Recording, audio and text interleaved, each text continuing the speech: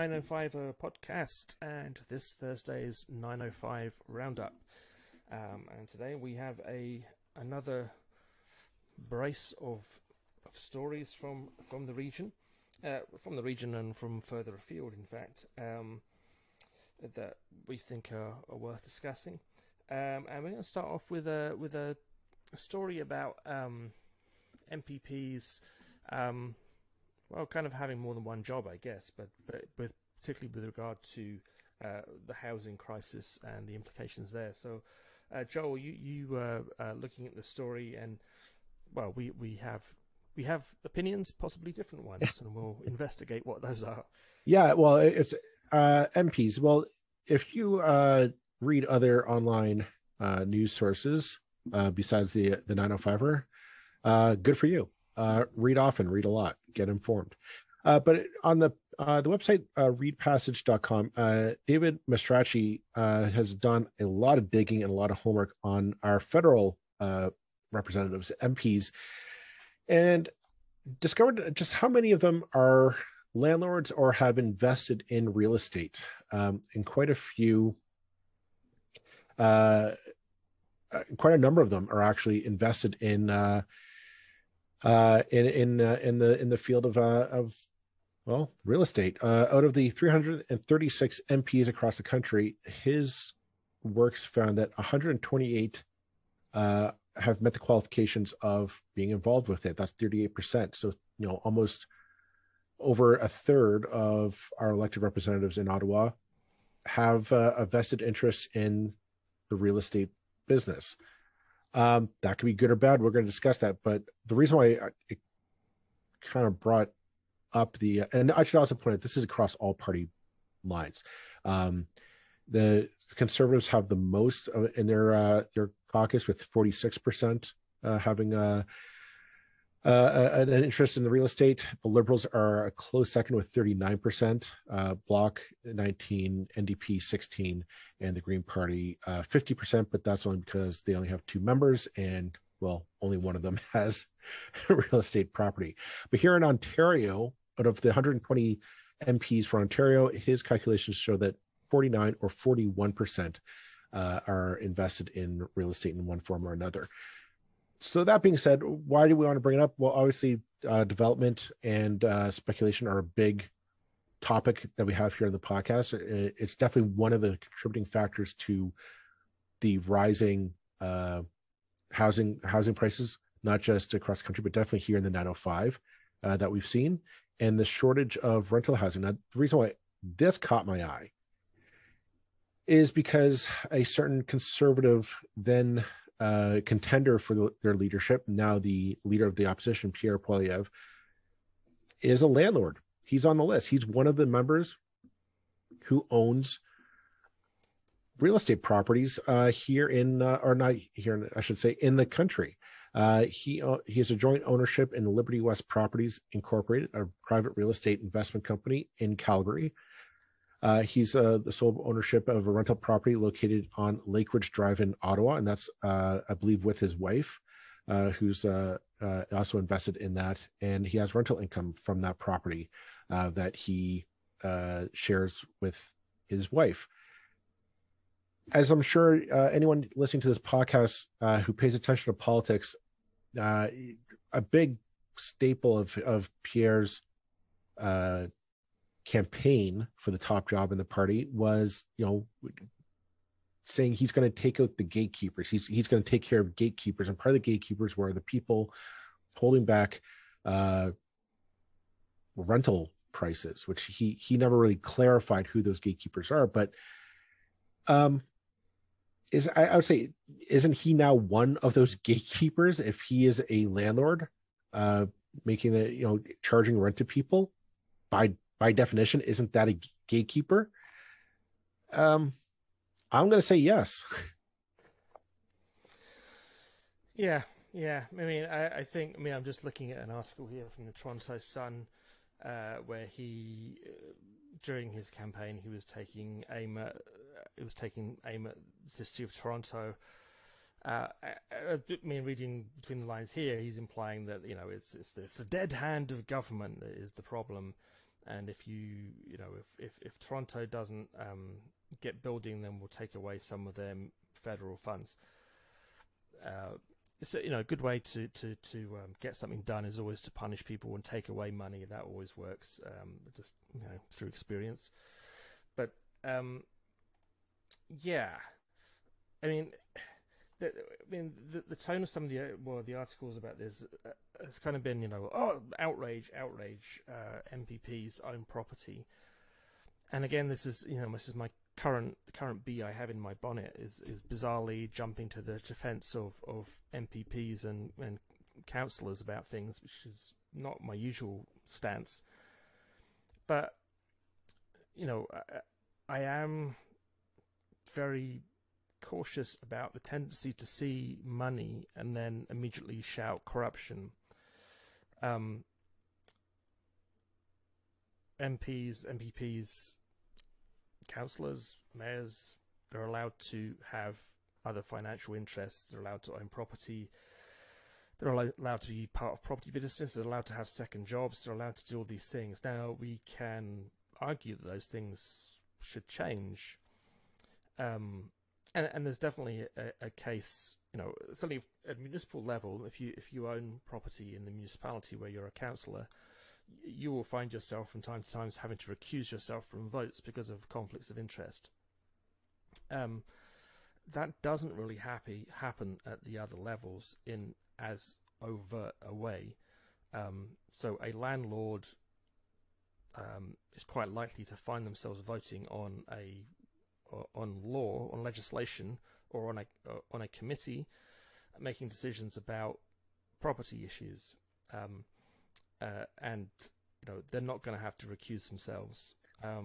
Well, here's the thing: at the federal level, you're not there's no property committee at the federal level, but there, as you said, there is talk of the gas tax or GST tax credit, or not tax credit, sorry, the GST funds to go to cities for infrastructure renewal and that kind of stuff. And yeah, Pierre has gone on the record saying he's going to withhold that if cities don't meet certain arbitrary deadlines or arbitrary benchmarks to build housing, which sounds good.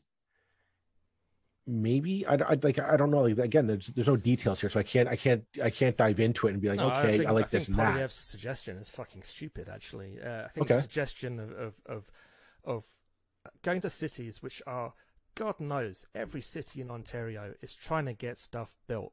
They are trying to get stuff built. Why is stuff not being built very much of the time? Because developers sit on lots for decades on end. It's not in the interest of a developer to build everything so quickly that house prices plummet. Why the hell would they want to do that? No, they want to build at a rate to maximize profit. That's entirely legitimate. That's entirely fair. It's entirely in their interest. I'm not saying they're doing anything, again, I'm not saying they're doing anything illegal. But I'm also saying that it's not the municipalities who hold up development. They may, they can delay things in Ontario for a maximum of, I can't even remember now, 120 days or something. And then things get appealed to the OLT. Well, now, hang on a minute. Doesn't everything get appealed to the OLT? Well, yes, it does. And that takes years and years and years to work out. Why does everything get appealed to the OLT? Because cities have no power. So, this idea that it's the dead hand of Toronto City Council that is blocking development is such a pile of utter horseshit. And absolutely fitting of the most horseshit leader of a political party we've ever had in this country. So I'm going to rant about that, and I'm going to say that he's an idiot. I don't particularly care about him owning a house. I don't think that's actually really here or there.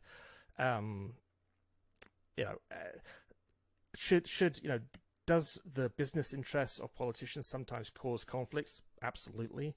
Has he declared the fact that he owns property in the Register of Members' Interest? Yes, he has. Is it all publicly available for anybody to look at? Yes, it is. I don't see any problem at that point. I just see problems with his policies, which are utter garbage. But that's to be expected. I just want to point out bit of a sidebar here. You had mentioned the holdup of developing in cities, that developers sit on vacant land and wait until the most opportune time to build on it. It should also be pointed out that Justin Trudeau is on the list of landlords. According to David, he is controlling interests of 7664699 Canada Incorporated, located in Montreal, Quebec, that holds a vacant land. Well, then I'm saying this out of pure nonpartisan interest. I don't want to be accused of, oh, we're taking one side or the other. No, I think that's completely fair. I mean, it's completely fair to say that someone is a hypocrite because they're saying one thing and doing another. Completely justified. If you're going to own property, if you're going to own property that is going to be developed at some point for residential reasons, at least have the decency not to, have it sitting there vacant. That is valid. There are all kinds of reasons, but it's not the general principle of property ownership. Unless we are going to become a communist state, and right. If you want to vote for that, knock yourself out. But unless we are actually going to say you can't own anything, you can't own property, you can't make money, or as an MP you can only earn what the taxpayer gives you, which again is a justifiable point. The idea that MPs should be able to have second incomes or investments or whatever. That's an argument that could be had. Well, you and I disagree on that point. I mean, I have an issue kind of with MPs holding second sources of income in general. I mean, because here's what the issue is that not only do MPs own interest in the real estate industry, the list is also there's also another list for MPPs. So in Ontario, so people who are directly involved with passing legislation surrounding the governance of that industry, I find is a huge conflict of interest, because if you own a property and you are able to pass legislation that makes that property more valuable, you're probably going to pass it, especially if I'm going to pass this, and fine, I'm out next term. I'll sell that off and I'm retiring to Muskoka. Or to French River or wherever. I'm out of here. I find this a huge conflict of interest. I know that this was all disclosed to the public. I think I'd be more comfortable at the bare minimum. All this is put into some kind of blind trust at the bare minimum for them to hold on to. And if you're Prime Minister, maybe. I mean, we remember with Paul Martin that's what right. Paul Martin did. I mean, but then he owned one of the biggest businesses in the country. It was different from, he wasn't the owner of a bookstore in to pick at random. That was. I hear what you're saying, but here's and it's like if you think that many people who go into politics are small business owners or so. Take my own example. I founded a business. I still own that business. I ran for council. If I'd won, putting that into a blind trust, it's not really realistic. And it's like, if you're saying that, well, you now can't have any involvement in that, but also you might lose your job in 4 years. Well, no, I'm not saying that. I'm saying your business, you had no legislative power over your business, the nature of your business.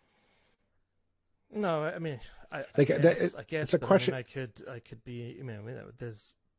But I'm a business in the city. The city could be putting money into certain types of area. There's maybe potential for conflicts are always there. Well, but that's the thing is, so are we comfortable with? I guess then are we comfortable? I guess it comes down to is Pierre Poilievre going across the country saying, "Oh, I'm going to take out the gatekeepers to affordable housing," when he himself is one of the gatekeepers. Is really what this comes down to. This BMI bonnet on this is that he doesn't have to charge rent at a given whatever rate he charges rent. He can charge essentially whatever he wants. Now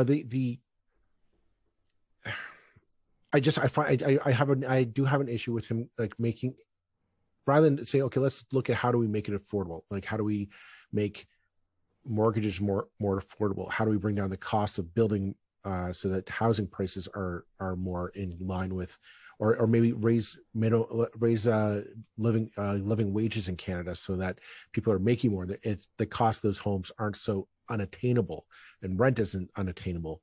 That's harder to solve, but it's easy to go and rail against the cities for how dare cities have zoning codes that are not conducive to rental properties. No, I mean, and what have talking you. out of his absolute jack. He's Yeah. talking out of his ass because he doesn't know what he's talking about, and it's like, you know, if you are actually involved, even as cursorily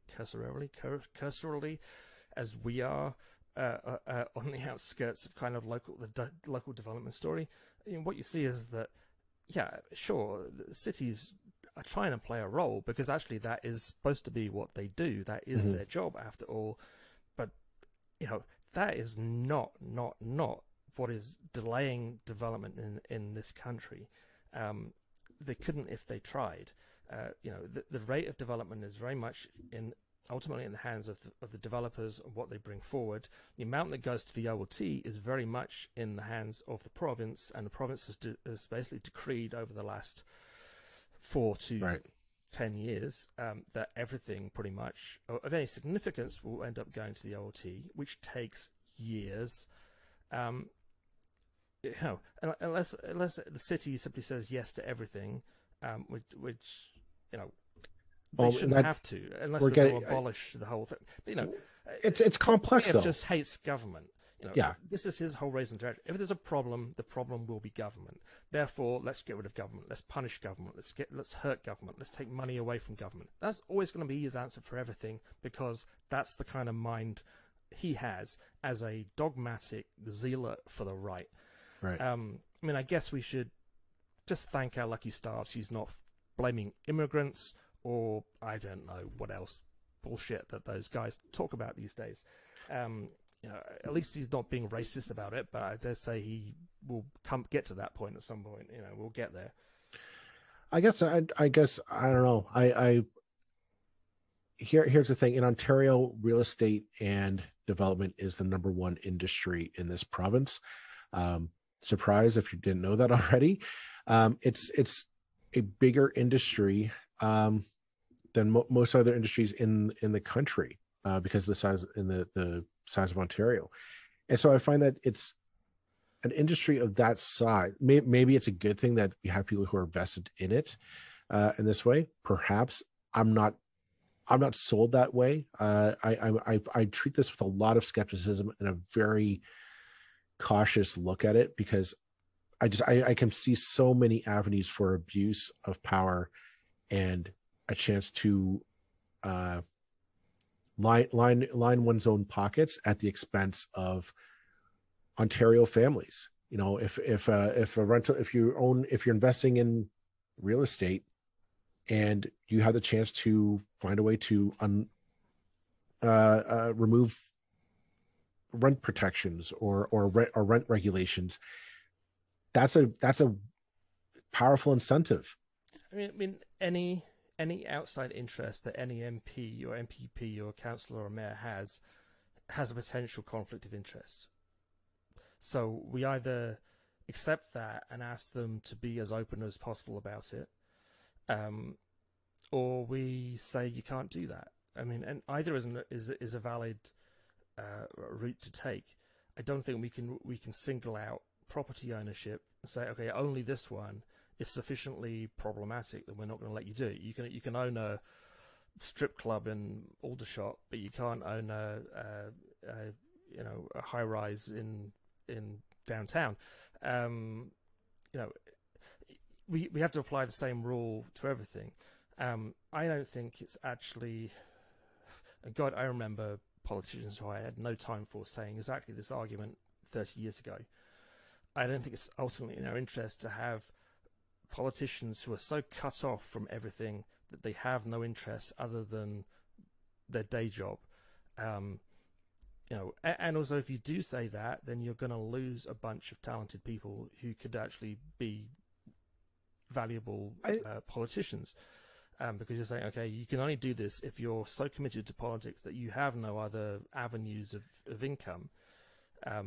So But I mean, I fully admit that that's an argument that can be had. I mean, it's just Well, it's a valid, especially in Ontario, because despite still the widespread belief, Ontario MPPs, not a single one, have a pension.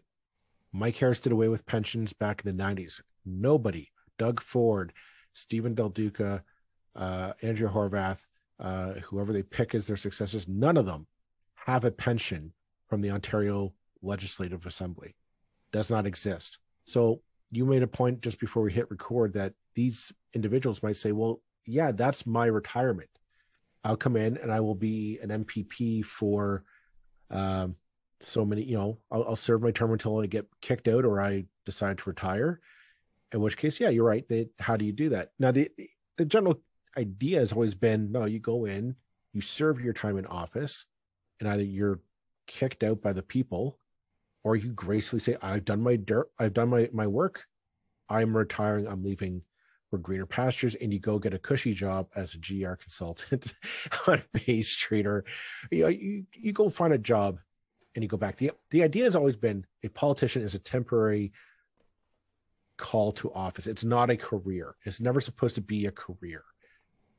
I understand that's not necessarily how it works in this day and age. And there are a lot of people, Lord knows you and I have met a few of them, who make a lovely career out of just showing up every 4 years and getting an X next to their name, and they get another job for 4 years. Some of them don't even have to go knock on doors or make speeches. They just know they're going to get that X next to their name. I mean, that's a conversation for another time. I treat this with something that it tickles the back of my head in not a good way, and it makes me kind of stop and pause and just really question. It makes me double guess whenever I hear somebody who's now talking about development concerns, rental pricing and whatnot. I have concerns about what exactly are their motivations now. Yeah, I mean, it's the same. It's very similar to the debate we've had about abolishing corporate donations, and that you can abolish corporate donations, and they did, but corporate donations are still going on, just the same as you ever did. Now they're obscure, and you could say you can't do this. And certainly, if I was an MPP. And it's like, okay, I've got a job for 4 to 8 years, maybe, if I'm lucky, if all goes according to plan. I really can't count any further than that. Let's hope I get re-elected and I get 8 years out of this. Okay, I'm getting decent income here. What is $120,000 a year, and as a backbencher, that's not bad. What I'm going to do to sort of make this, what am I going to do to make this money last as long as possible? Well, hell, why don't I buy a second property? That's about the best investment I can possibly make. And that's a very reasonable thing for anybody to do with their money and their salary. Now, we can say, well, okay, no, you can't do that because that's a potential conflict of interest. We're going to ban you from doing that. Well, what about if my wife buys a house? Is that still a problem? Well, yes, it is, because let's face it. I mean, the article you're referring to included people's spouses. Yes. It's like, well, hell, yes. It's not the spouse's damn fault that their husband or wife is a politician. Are you seriously going to suggest that now we can take their right to own property away? I mean, where does it end? Because there's always a way around this stuff. It's like, okay, well, let's get the kids to buy a property. Let's get granddad to buy a property. People, again, money is part. We do live in a capital, better or worse, and you may regret it. You may think it's the best thing since sliced bread. We live in a capitalist society, and MPPs and MPs have as much right to that capital as anybody else, and we can't, as we think about what we're going to do with our money and which SUV we're going to buy and how much the price of our house has gone up in this part of the world since we bought it 10 years ago, and we're going to be all smug and talk about that when we have barbecues with our friends, and like, oh, you won't believe how much my house has gone up, and then we're going to turn around and say to MPs and MPPs, oh, sorry, you guys aren't allowed to do that.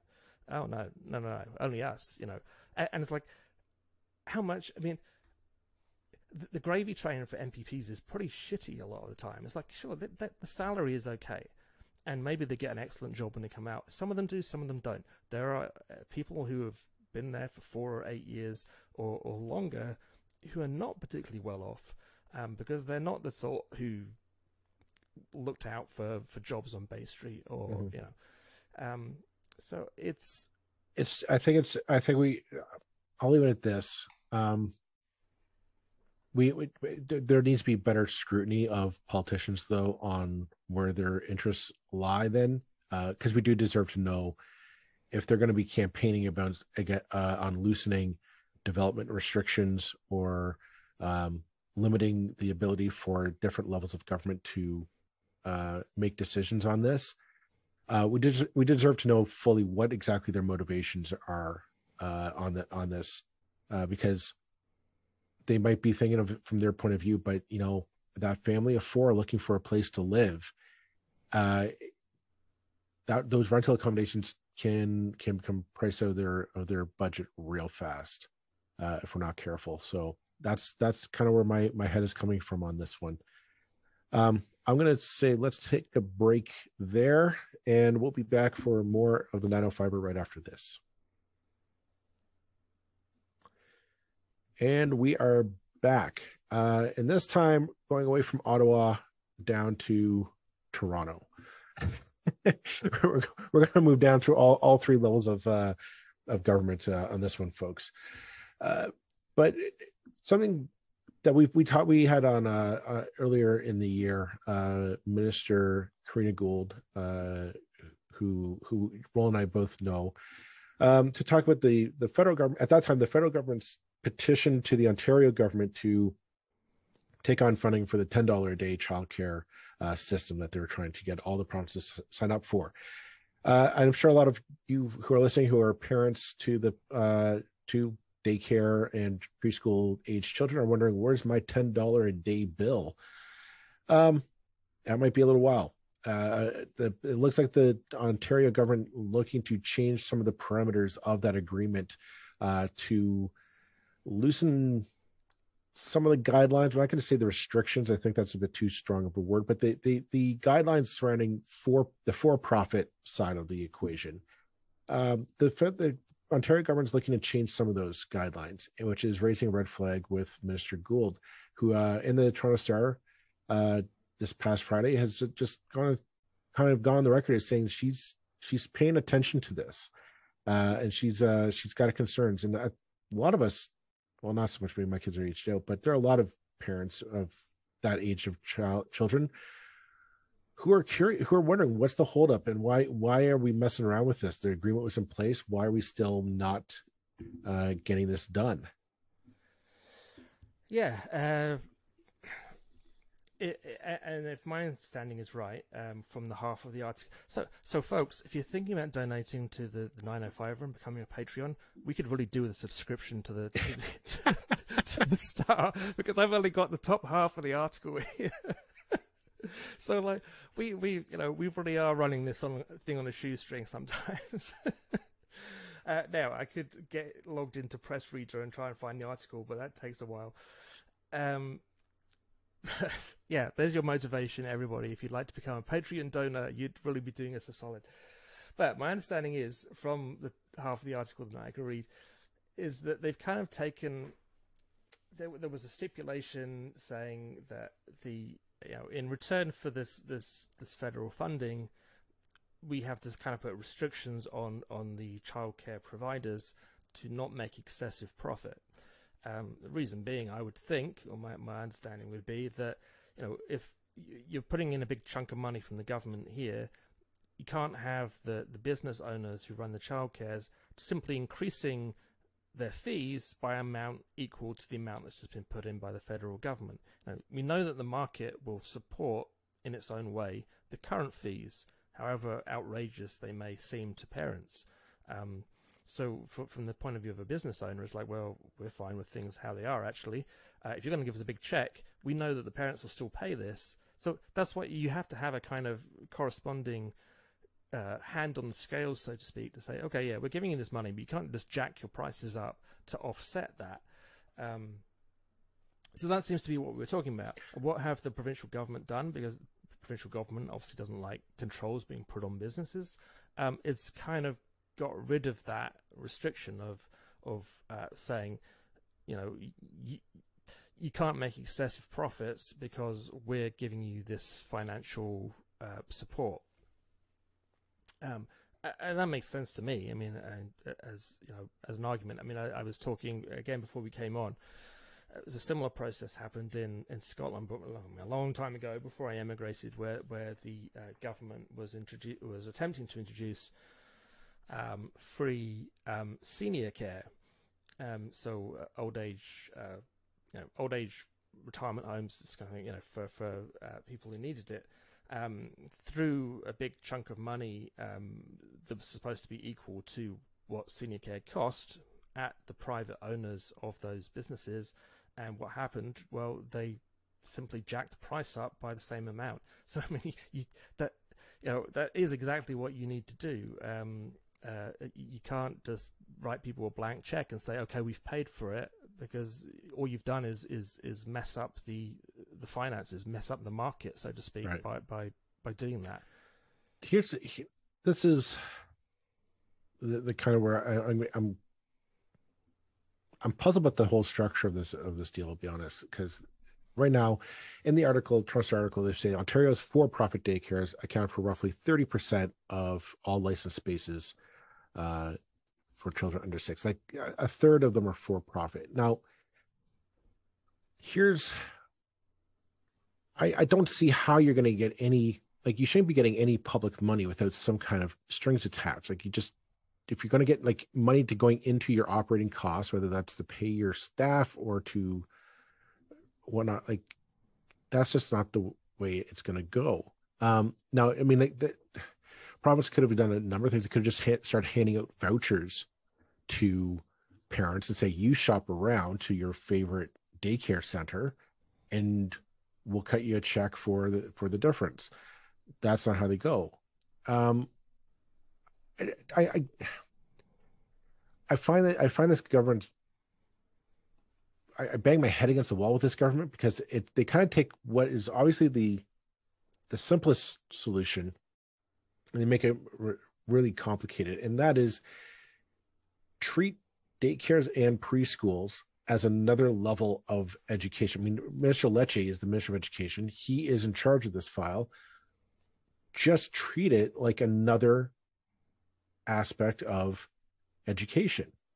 Really, like the not-for-profits can either be folded into like a ministry run system with standards that not just safety and licensing workers who work there, but also make sure curriculum there is in line with play-based activities and setting kids up to go on to actual elementary school in the province.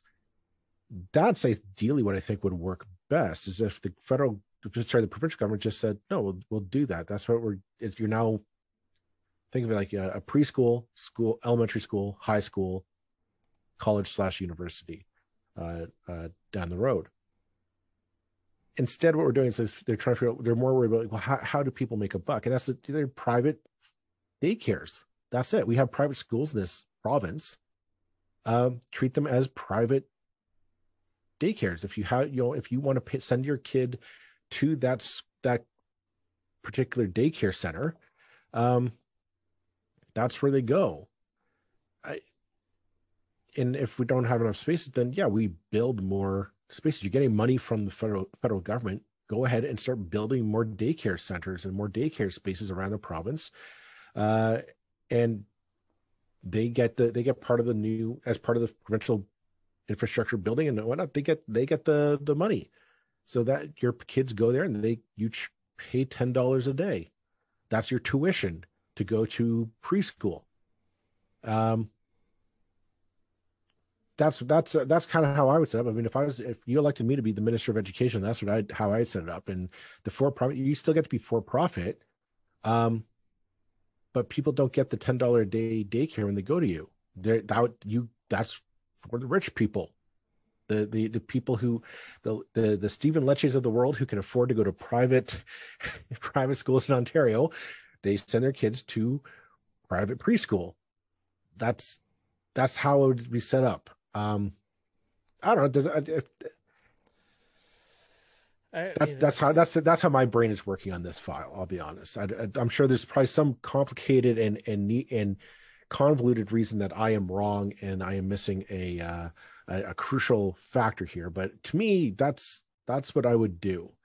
I think the crucial factor is that 50 years ago, that's exactly how people viewed the world. Just like the government steps in and does it, and did it with healthcare, did it with education, did it with other things. And for whatever reason, we have now convinced ourselves that that isn't the way to go. And so what is happening here is a kind of attempt at a blended approach. It's not going to work. Public funding and private. I think there are, let's put it this way. I think there are serious questions to be answered about whether it can work. I guess that our healthcare system in many ways is a blend of private and public, in that most of the people that will go and get service from are actually private companies, for profit. If we're going to just sort of take childcare into public ownership, then you're going to have to buy the property as well as just pay the fees. There's a whole lot of additional stuff there, but and what we know of this government is that's just not the way they think. Their inclination is always going to be to take any restrictions off private business, and you can't do that. You can't. This is an attempt at a blended approach, and therefore you need to have controls at both ends of the calculation, if you like. You can't say, here's some money, charge what you like, but we somehow miraculously, as if by magic, it's going to end up at $10 a day. No, they have to charge whatever it is that ends up at costing the end user $10. End of story. So we'll see.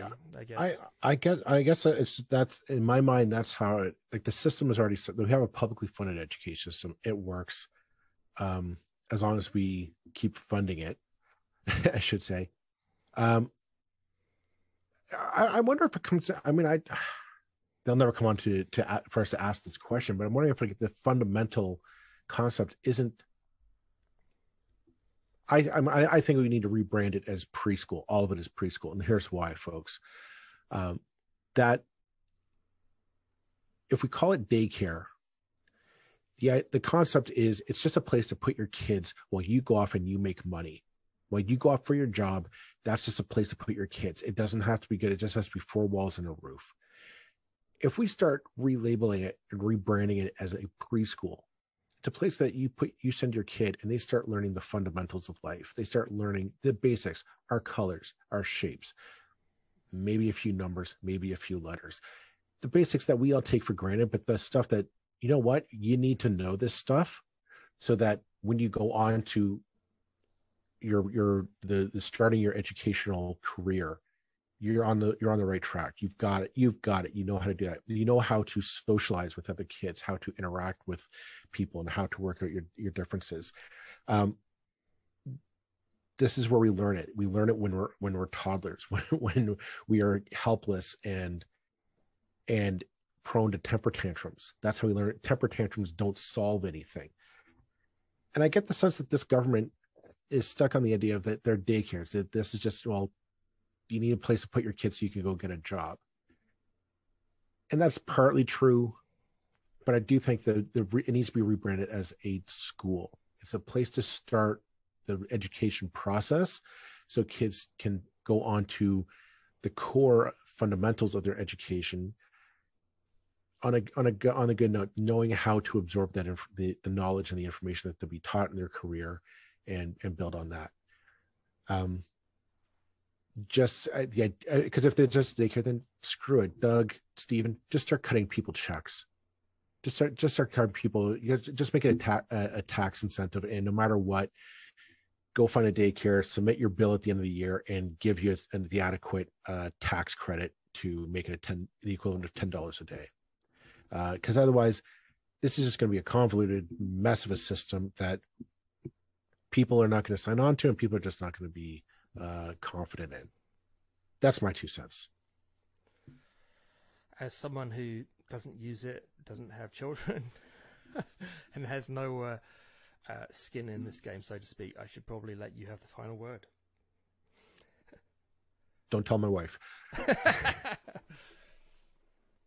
If I just before we sign off for this episode, folks, our previous episode, we're recording it actually on the eve of when we launched it, and it's kind of it's been a big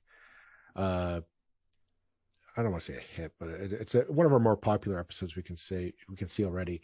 The case of the Oakville teacher at Oakville Trafalgar, who is a trans teacher, wore the fake breast prosthesis, and in the process stirred up a hornet's nest with the Freedom Convoy and alt-right individuals.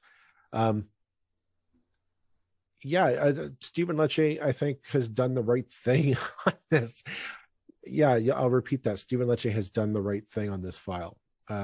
Today, he came out and said that he was asking the Ontario College of Teachers to review their professional conduct code to see what should be done in this case, and if any changes need to be made to make this clear. And I think it's the right step, because that's something that we had a discussion with Karima on the episode. If you didn't listen to it, folks, this is your hint. Go download it now. Listen to it. You'll learn something. But this is a dress code and a workplace code of conduct system, not a trans rights issue. I'm going to stand by that one. And the fact that maybe there isn't a case on this. Yeah, this is about time that we get something like this on the file, and we make it a clear for schools across the province to know how do we address this situation from happening again. Yeah, I think I would second that. I mean, I think it's worth saying what the minister hasn't done here, and that he hasn't waded into the issue per se. He hasn't mentioned the individual. He hasn't mentioned the school. He's asked the Ontario College of Teachers to review and consider strengthening professional standards, and I think that's okay. It's like, yeah, let's have clarification about what we expect, and I would much rather have the ministry itself and the minister itself always take the lead on really problematic things like this. The